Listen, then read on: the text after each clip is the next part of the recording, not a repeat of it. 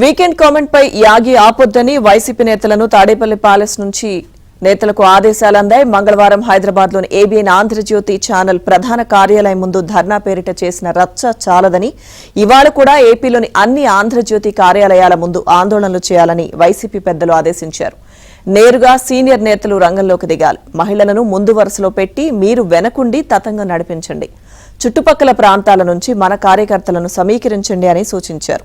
పోలీసులు అడ్డుకున్నా ఆగొద్దని, వారికి ఎదురు తిరగాలని ఆదేశించారు. అంతేకాదు తాము చెప్పేదాకా అక్కడి నుంచి కదలొద్దని హెచ్చరించినట్టు సమాచారం. రచ్చ ద్వారా జనంలో పాపులర్ కావాలని వైసీపీ మార్క్ సంకేతాలు పంపినట్టు తెలిసింది.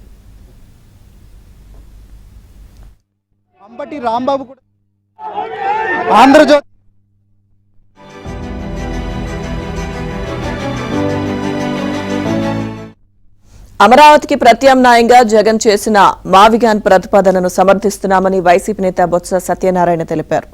వైసీపీ నేతలు వారి కుటుంబాల్లోని మహిళలను ఏబీఎన్ ఆంధ్రజ్యోతి ఎండీ వేమూరి రాధాకృష్ణ దూషించారని, ఆ వ్యాఖ్యలను తక్షణం ఉపసంహరించుకోవాలని అన్నారు.